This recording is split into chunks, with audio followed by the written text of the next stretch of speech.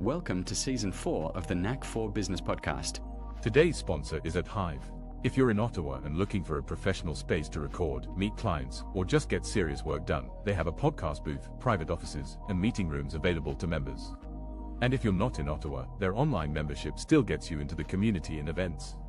Link is in the show notes. Question to the audience. What if you could run your business like a full team and you're still doing it solo? That feeling of being stretched too thin, too many tools, not enough hands, it's real. But something is shifting, and today's guest has been living it from the inside. Allan Edmond, the CEO of TechPeace, based in Grimsby, Ontario, builds web and mobile apps using Glide and no-code tools that are powerful but easy to use. Allan works with solopreneurs and non-technical founders who have big ideas but don't want to get lost in complicated technology. What makes him different? Well, he went solo twice after a decade working inside big agencies. He knows both worlds. Now he's back to coding, but this time through AI agents. And he helps his clients build custom solutions that actually fit how they work. He also writes a daily newsletter over at LA Toolbox Diana on Substack. It's written in French. His tagline says it simply: peace of mind powered by technology. Allan, it is really awesome to have you here today. Folks can't see you, but you're smiling, man, and it's a good smile. Thanks for having me. Happy to be here. Oh, absolute pleasure. Do you have a favorite quote or saying? So the quote I start to use more and more is basically AI lets a solo technologist operate like a small product team. And it's not something that you will be able to do someday. It's like happening right now. That it is. So you went out solo twice. What made you go, agency, you've been great, but ciao. Why did you leave twice? So the first time around was actually just opportunity.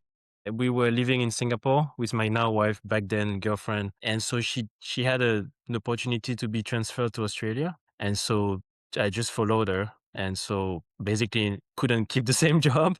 And so I just took this opportunity to start doing my own little agency for small businesses, and we were building websites. So that was the first time around. So that one wasn't really a big move. It was just because I was losing my job anyway. And so I was like, might as well just start something on your own. Wow, you're a traveler. That's even better. This is really great stuff. So over the years, I've met people that are developers that do coding, and right now we're talking about no code or agentic coding. What caused that shift? Why did you move away from sitting at the keyboard going strange letter equals strange letter? Exactly. Yeah. So I have a background in engineering, and so I started as a developer back in the and so at the beginning, during school, college, it was great to code because you can see you can build stuff. But when you start being a developer by trade, you start to realize you spend more time troubleshooting and fixing than actually building. And so it was a huge pain for me. I started not liking to code anymore. And that's one of the main reasons I switched to no code in the first place, because no codes is basically what you see is what you get, clicking around, dragging stuff around, and you end up building and seeing what you build. So that was great. And I went for no code for a good 4 or 5 years. But with the evolution of AI, I started playing around again with agentic coding since last Christmas. You see everybody now is using Cloud Code and being able to do stuff. So I started on my own as well. And from there, I realized that I can go back to coding, but without the pain of the thing that made me leave in the first place. So the troubleshooting and the fixing, and even not the writing. So that's what basically helped me go back. And I really enjoy it because I'm no longer the minion fixing the bugs. I can appreciate not being the minion in that instance. I truly can. So it's a tech shift, but it's more than a tech shift. It's a business model shift too, right? So it's time spent, again, just kind of going back, right? Being the minion means now you're laboring away, as opposed to something else is building it for you. Do you think this is going to get even easier as time goes on, or is it still going to be the province of someone who goes, yeah, you can do your own, but if you want complicated, you'll need someone that has a little more under the hood or a little more knowledge base? Yeah, so that's something I'm gonna be talking about more and more, especially on LinkedIn, now that everybody has access to agentic coding. And it started all with Lovable, really, which was a website building, and they can build web apps that are great. And you can quickly spin up a UI that functions more like a prototype that's really convincing, that has transactions and everything, but it doesn't have necessarily all the backend architecture and the security foundations that engineers spent the entire training learning and applying and being corrected by professors. So I think, and also you hear a lot of stories. I was shared a post by somebody in the parenting space explaining how there was a tool she found where she managed as a user to see everybody else's emails and names and even kids information. So that becomes the threat now, because people can build tools and platforms and web apps and websites, but AI only does what you tell it. Also, AI has an incentive to make you happy. So it will eventually cut corners to show you something that you ask so that you are satisfied and you keep using it and not go away, essentially, as opposed to us engineers and software developers and the technical guys who have the background knowledge of knowing how stuff should be built and the security implication, the architecture, the importance of architecture, the data model, the security and everything. So my say is basically, if you are doing a tool for your kids, something that you only have access to and it's maybe just on your laptop, go for it, man. You no longer need a developer, and that will unlock the power from so many people and empower so many people. As soon as you want to have software that's going to be used by somebody else and other people, you should at least, I don't say you need to hire an engineer in the first place. For sure, start with a lovable prototype, start playing around with the idea, get feedback, get people interested. As soon as you are serious about launching, you should definitely get someone technical with you to oversee and review what you've done and make sure you don't end up having a breach, a security hack, or something very bad that can happen. I was at a presentation last night, and there was a company. They're out of Toronto, and they're using AI. The product is called Kid Capsule, so they got a free plug here.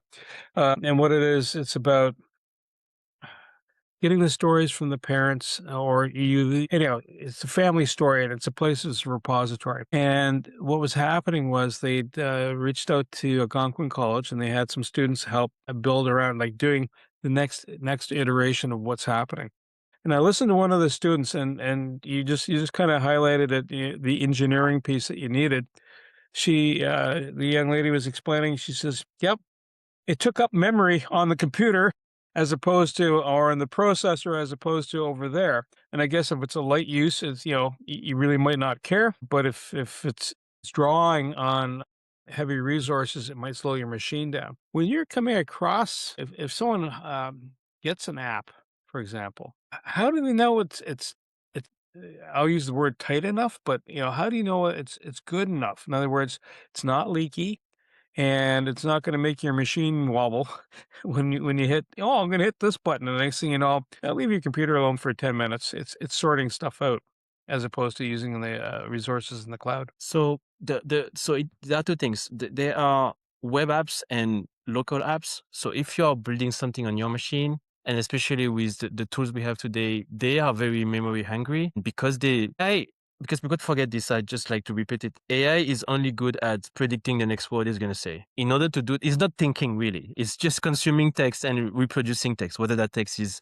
a sentence it's going to give you or code or whatever, it's always producing text. And so in order to predict the best next word, it has to consume as much data as it can. And so that's where the memory, and it's caching some memory over there. So it's basically building its own brain as text file, inside your machine. So that's what might take up a lot of space. To this, there isn't really a big solution right now. It's in the way it's done, because that's what makes it powerful, is because of the context it has. But it's basically just sweeping the data as much as you can and just give it instructions to kind of clean itself up. So that's for the software hungry memory on your machine. On the web part, where it's about leaking data and being hacked, there is never a 100% chance you will never get hacked, because hackers are very skilled people, and if somebody is determined to hack you, they will find a way. Yeah. And even if it's not your infrastructure necessarily, it could be phishing attacks. So there are so many ways to do malicious things that there's no 100% chance you will not be affected. However, there are many foundational and very, not basic, foundational is the right word actually, approaches to build software. And so building software is not something that just appeared with AI coding. Engineers and developers have been doing it for decades. So along the way, again, to go back to, this is our trade and our training, we've been building best practices and habits and rules and guidelines along the way that we know and we learn and we follow. So that's what you need to follow. And it's out there. You have documentation online, you have even the backend services and the frameworks or whatever the tools you use would produce or have documentation on how to follow these guidelines. But if you're not a technical person, again, you don't know what you don't know, basically. And so again, you should focus more on your idea, your vision, and what you want to achieve, and get somebody that's worried about where is my database going to be and what are the rules to access this role. You shouldn't try to learn every single thing. And just get surrounded by the people. I mean, that's the same of the company, right? One CEO doesn't do everything. You hire people to do the different departments and skill sets that you need. So it's the same thing. It's not because code is cheap that you don't need nobody anymore. So, with that in mind, if I'm a business and I'm going, listen, I want to run an AI bot, and I'm going to call it a bot, but or agentic, and I want to run it just in my local environment. In other words, I get an email, so boss, there's an email, I've read it, and it should go here. Some sort of transaction happens. Even when I'm doing the podcast processing, right? I have a series of steps, both for bringing people into my space, and then doing the recording, and then post production, and it's a series of things. So it would thread things. I could see a bot threading things through for me, so I'm not sitting there, and then I just look for errors in case there's a typo or something like that. Is that something then less disconcerting versus something that has to face outwards? To go back to, like, other people are using it so that it's not leaky or it's not doing something silly. So if a business wants to do something like a solopreneur, a small, 5 to 10 person shop, is that something that they can do themselves, and then maybe then reach out to you or reach out to another expert to help? Okay, if I got it right, can you take the screwdriver and tweak the knob so that I'm in the right spot in the right time? Yeah. So I read an article. I think it's the co-creator of Django, which is a Python framework. So a very skilled, very known guy, very smart. And so I think it's him. He wrote an article about the rise and the threats of having personal AI agents. So that's basically what you mentioned is basically an AI agent. So you give it a task and it will be able to do things for you and not just giving you text and giving you more work in the end. The issue is the biggest threat is when you have three things. You have access to your information. I'm worried I'm gonna give wrong things, but basically the ability to communicate outside, access to your own information, and getting instructions. I think that's the three things. So if you have all three, you're in danger, and that's basically the promise of AI personal agents. There is no way to circumvent that entirely, but you can minimize and mitigate as much as you can. So for the example that you gave of a solopreneur wanted to have stuff done, if you remove the ability to go outside of your company, then you have basically mitigated the entire risk. So it has access to your information, which are your emails, and is able to do a bunch of things. But because it's internal, there's no way of leaking outside. And so you could have your agent running on a machine, ideally not yours, you never know, and just give it access to your email. Or rather, what I do even for my own agent is forward email to it, or give it an email and just forward specific emails to it, so it doesn't have access to everything. So again, just to minimize as much as you can and work with it to build what now everybody calls it a skill, which is a set of instructions on how to basically. So I'm going to send you the link to the podcast. The podcast source video is in this folder. These are the instructions that you need to follow to read the video, parse the text, transcript, build this, do that. And at the end, create a package for me to do XYZ. So you can definitely do that, and people are doing it. My coach has done that. He has a podcast that he's been running for a long time, and he's having his agent to do all the extraction of the transcripts for him. And he even did that for the backlog of years of transcript that he had. And he was saying basically, I'll do that someday, which he would never do. But because AI can do it while he's sleeping, he managed to do that across the board for the last 5 years. So definitely something happening today. Well, now you perked my interest there, going backwards in time. Sorry, it's like, hang on. That's a bit of manna from heaven. So if you have an AI agent, and everything I'm understanding about large language models, where everything's, and I know there's other elements. I think RAG is one of the other ones. I might be using the wrong acronyms, right? Does the intelligence reside on your box? Does it have to reside in the cloud? Is it hybrid? If I'm thinking from a security point of view, I want things in my four walls. But if I don't care because it's nebulous, and the cloud's okay too because I'm not paying for storage. Which is better? Where should a business store their smart component? I'm going to call it that for now. Where do they Yeah, put their brains? so the about the brain. So the files and everything obviously on your machine. The brain, you have a choice, but every choice is pros and cons. You do have today quite powerful models that you can run locally. So that would be something like a 7 GB file or whatever system you have to download because it's billions of parameters, whatever. I'm not an expert in AI and LLMs, so I won't go down the rabbit hole, but basically you could download an entire model on your machine and have it run and ask it to do what any LLM does. The issue is somebody built that model with one training set, whatever, whatnot process they do, and created that artifact or that box that you can download. On the other hand, and that's something you can download. Most of them are free, I believe, and you can just download it, run it, and it's completely isolated. It's your machine, no leaks possible whatsoever, no training on your data. Everything is local. On the other end, you have OpenAI and Anthropic, which are AI providers. So their business is to make LLM models, and so they keep releasing new versions, and so training more and making it more smarter, and releasing new versions. I think yesterday Claude released another version of their most powerful model that's going to be even more powerful and even more expensive. And so it's really depending on what are your requirements. If you need the maximum reasoning, then the cloud models will be more powerful.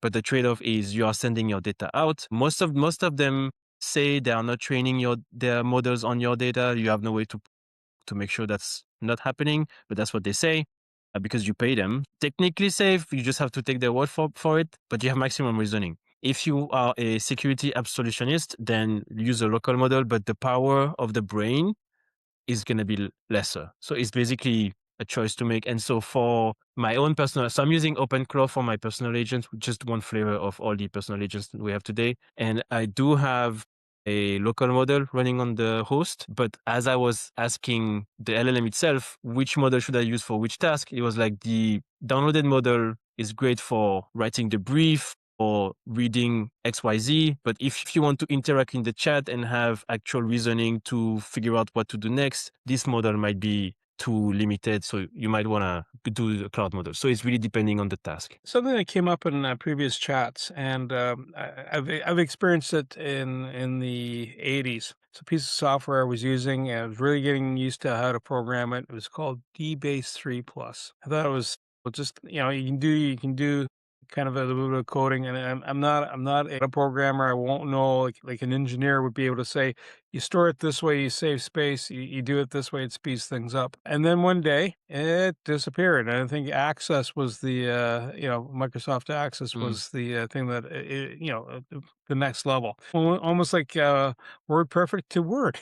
There are evolutions like that. And to me, all of a sudden, I realized that software is disposable. Is this something that's built, whether it's the back end, if you're using an Anthropic or ChatGPT or Llama or, take your pick of the poisons. Is it something it's here today? It might morph or tomorrow, like Sora, gone. With I think it's a 1 billion deal with Disney, like just next day.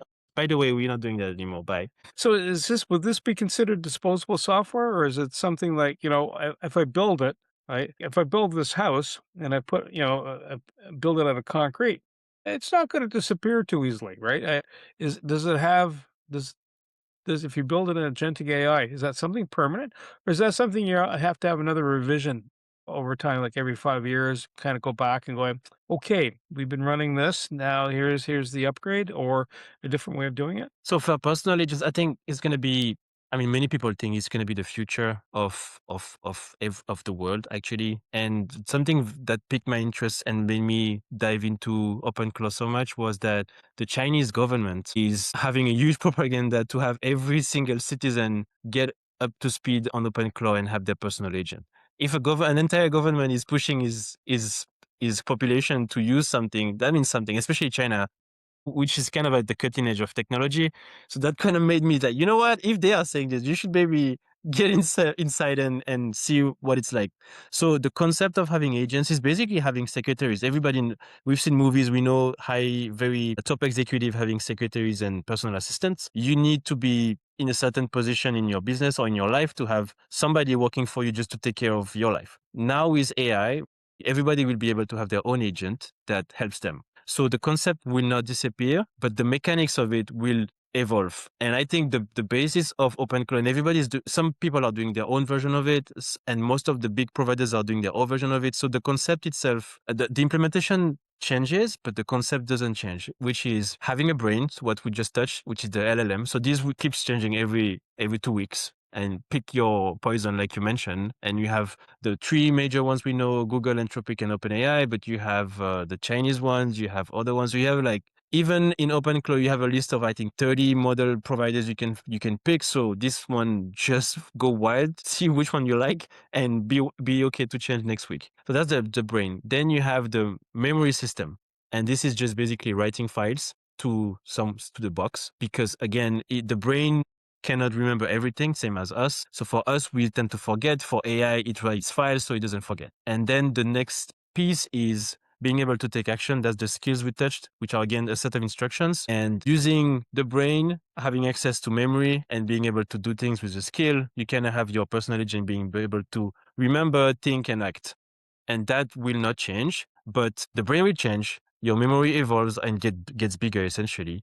And the tools that you are able to, the skills and the actions can evolve with you as a business owner or even an individual. Because today you need help to do your taxes. Tomorrow you need to transcribe your podcasts. And next week you're starting a new venture and you need assistance to do X, Y, Z. So it keeps evolving because it keeps having needs that you can get AI to help you fulfill. So it will change in the implementation and in practice, but the overall concept will remain. If I'm a business and already using certain software, like I've mentioned, like, using the Microsoft Office suite is an example, or it can be QuickBooks, or even the video editor I'm going to be using to edit this podcast, Riverside FM. Does the AI, the agentic, or the AI agents, will they integrate well, or is that something that I should have an expert kind of handhold me through and find out how to make that, pardon the or the expression, application interface API, right? And I can say it, but have I done it? No. So at a certain point in time, I'm going, if I stick my finger in here, is it going to break things? Is there things that businesses find when they try to inject the AI into it that's not part of the package, where things go sideways? So the thing is, it's very early stage. So it's early adopter level. You have to get your hands dirty. It breaks every now and then. And so for business owners that need something reliable, I believe, at least for now, you should get somebody that's been doing it for themselves and for other people, that knows where it broke and knows how to fix, especially because even if, let's say, I've worked on 6 different use cases for myself and my clients, your new use case might be different, something I've never done. And so we might try and it's still going to fail.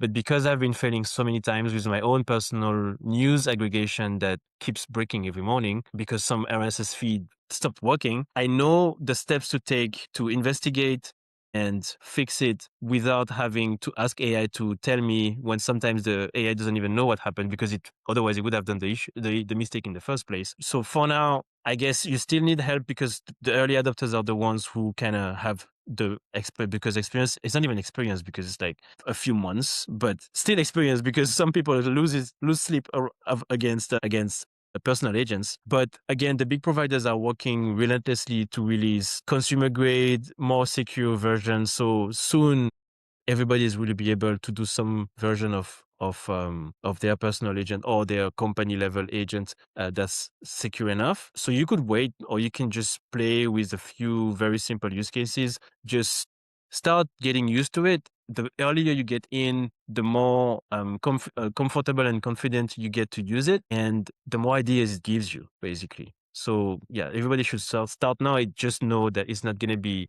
super easy as of today. It's still very hands-on mechanics. So don't pick your critical software, mission critical software that goes sideways. Basically. Pick something in the periphery and learn from that, and then go from there.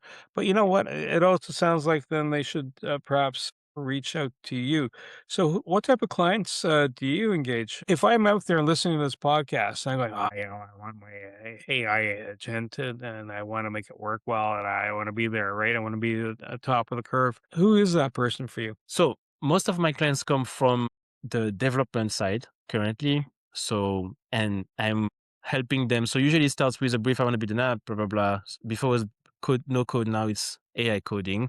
And as soon as we release the app, most of the time people have extra needs. And so we start discussing during the project, oh, there's also this, do you know somebody, or this is something you can help with? And that's kind of where I expand my scope and kind of give a CTO level advisory companies. So always you have to start somewhere. I cannot just say, oh, I'm going to help you do your agents. Nobody really looking for somebody to help them build agents. Not many people, some people, but not many. But software, many people know they need software. So usually it starts from there, but it's solopreneurs or small companies that, again, staff is short. And so you need to get the most out of the few employees or collaborators that you have. And nowadays, and that's something I've been realizing, like I start preaching, is that you actually won't need to hire so many people anymore, which is good and bad thing. There's another debate, but for the basic stuff and for the repetitive stuff, the annoying stuff, you will not need to hire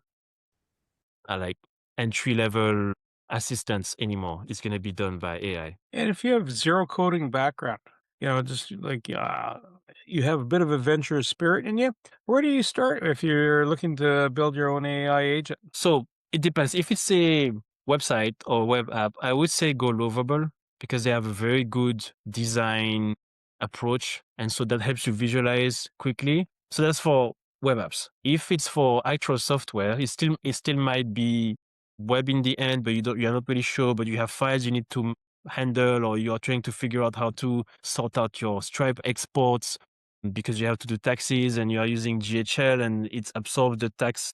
So you need to sort this mess out. You can use Cloud Code or Codex, which are the agentic coding versions of, software of Anthropic and OpenAI. And it always starts with a prompt. You give it the files, start with a prompt, always with what you're trying to achieve, and ask it to come up with a plan on how it would help you address that. So review the plan, make amendments, correct the few assumptions that were wrong, and from there, give it a shot, say start with X. And also most of the time when you ask for a plan, it's going to give you like phased approach as well. And so you can always start with phase one, see the results, play with it and move slowly. But even slowly is actually pretty fast because within 30 minutes, it's going to give you a pretty solid first version of what you're trying to do. Yeah. 30 minutes is slow. Yeah. So if I build my own AI agent or have someone build it for me that's a custom app, is there off the shelf products and which is better then? Should I do one that's like tailored to me or one that is like, it's got most of the security, most of the architecture built in, but it's not quite custom. So currently you don't have, so Anthropic is trying to, so OpenClaw was the first technology piece that really figured out the personal agent application. It's really not for everybody. Very hands-on, very not stable, very frustrating, but super rewarding and full capability, full flexibility. You have no limits. You manage everything yourself. Anthropic is adding more and more bricks to their cloud offering, the co-work piece and the code piece, to kind of do this kind of delegation of tasks and working on your computer on files. And so kind of doing what OpenClaw has opened, they're just bringing everything in. And I'm sure OpenAI basically hired the guy who created OpenClaw. So is they going to release their own version soon? Obviously, you have Perplexity that created their own version as well. That's called the Perplexity Computer. So depending on your level of how much hands-on you want to be, that's why you kind of pick your poison, keeping in mind the less hands-on you are, the more money you have to pay to the provider. So you pick your poison. There's still a poison to swallow at the end of the day. But for me, technically, I'm a technical guy. So I actually enjoy going through the pain of fixing and figuring out and understanding. So that's just something I enjoy doing. But most people won't because it's just frustrating. So in that case, I would say go to an off-the-shelf, see the capabilities, read not necessarily the documentation. That's a bit useless, but ask it, Is this something you can do? Yes, no. Okay, what do you recommend? I asked Cloud Cowork to do an assessment on the task. I forgot what it was, but I was like, oh, I'm looking at I was trying to automate my bookkeeping because I hate going to it's not QuickBooks based on other software. I was like, is this something you could do? You have access to my email. You can just pick the receipts and go to the thing, go to transactions, update, categorize it. And I was like, not really, because I'm more managing the files. And I was like, that's a bummer. I thought you could do everything. So that's, for example, just asking Claude, I want to do this. Is it something you can do? Yes, no, no. Okay. I still haven't done it even with my OpenClaw, but I have automated my insurance claims, which is fascinating. So it's basically literally going to the portal. So I still have to log in manually, and there is a two-factor authentication. So I get the code on my phone. So still security. I log in first, then I forwarded the emails with the claim statement, which is the month's worth, and it will pass the PDF, extract the 5 appointments I had with the price and the date and the blah, blah, blah, go to the portal, click around, and submit the claims for me, or even prepare. And at the end, I just go and click once. And so this is the kind of things you just experiment, start with one of them and see what it can do and how you like it. So 5 years from now, what's it going to look like? 5 What do years you from figure? now. Yeah, Yeah, with the AI. I mean, 3 months ago, I had no idea that this would be today. 5 years, flying cars, and we're on Mars. I don't know. But definitely, I am seeing everybody having their own, like, butler for themselves. And so and some people are already doing this with OpenClaw. So you have a personal assistant, you have an assistant for the family, you have an assistant for work. And again, you can create, as I watched a podcast where a lady said she had 9 agents. That might be a bit much, but she was saying one for her, one for her family stuff, the kids and stuff. One because she's starting a new venture, she needed accountability, one for X, one for Y, and she's building one for her kids. And so that's gonna be what we have. And on top of that, I think we're going to have the physical version of it, which are what Tesla is working on, the Optimus robots and stuff.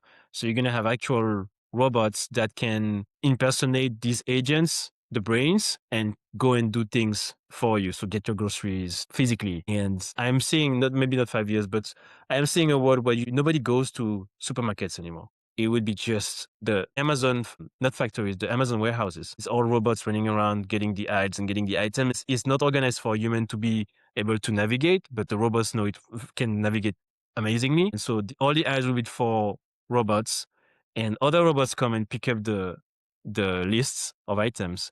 And you just wait home and get your stuff done, and that's it. Nobody has to walk down aisles and push carts to buy food. So for yourself, are you looking for what type of business owners or collaborators are you looking to connect with? If someone, again, is listening to this podcast and they are either people that, could be the client and or whether they need the product or is someone you might do a joint venture with, who would be the So I ideal work, people?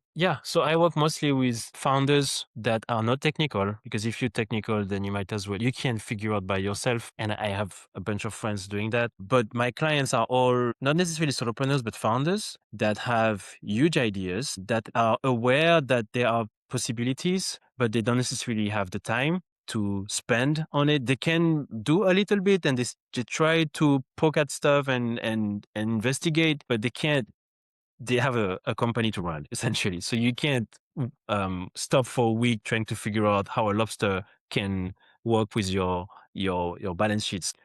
This is the kind of people I help, non-technical founders that are still have time to um, sit down and bounce off ideas and play around, but needs to be able to delegate at some point the overall execution of the work. And that could be any industry. So many people say you have to niche and focus on one vertical. I have clients in FamTech. So family tech, that's the thing apparently now, around household management and alignment between partners. So that's one of my longest clients. I work with people in real estate. I was with people in finance. So I like to have the diversity of the industries, but the persona is always the same. Founder, small team. I want to play with stuff, but I don't have enough time. I need somebody to help me get things done. Perfect. You're French.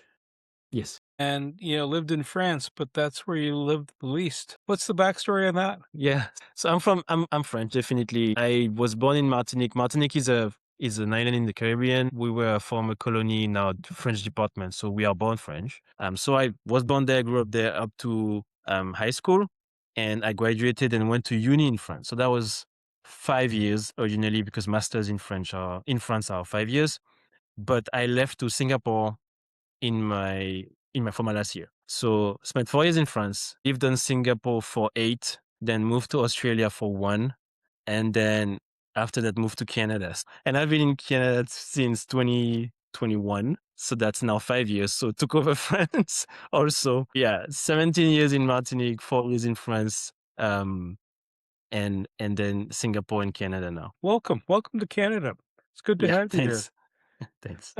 Just to kind of wrap things up, Allan writes a daily newsletter called La Toolbox d'Allan. It's going to be en français, so if you might have to have a translator handy. Maybe you'll have an AI agent to do that for you, eh? But it's packed with practical AI tips for business owners who want to stay sharp about staying on top of things without getting overwhelmed. All right, and you can find it on Substack at La Toolbox d'Allan. That's d'_Allan.substack.com. Allan's also offering a free consultation for business owners who want to explore setting up a personal AI agent but aren't sure where to start. So to book that, reach him at calendly.com/Allan, ALLAN-Edmond, EDMNOD/free consultation. And, if today's got you thinking about, geez, I might want to have AI help me out, get your own personal Jarvis, so to speak, if you're not in the Marvel Comics section, reach out to Allan. And it's not just personal, but also business, right? We'd like to send out a big thank you to Blair Patton from Benchmark Insurance, who made the introduction between Allan and myself. So thank you so much. And, you know what? Allan is solving some of the quietest problems in business right now. The solo operator, who's doing work of 5 people. I can attest to that. You can't do it all. So he'll save you some time and he'll save you some grief. And he'll also structure the app so that you'll stay on top of things and you won't have a leaky sieve. Head over to TechPeace and take Allan up on that free consultation. You'll find the links in there. Everything you heard today is for educational purposes only. It's not professional advice. Before you act on anything, talk to a certified expert in your area. Your accountant, your lawyer, someone who knows your situation. We share perspectives. You make the decisions. Want more? Head over to blog.knack4business.com, packed with practical episodes on AI, marketing, leadership, and growth. No fluff, just the good stuff. Subscribe while you're there. Until next time, keep building.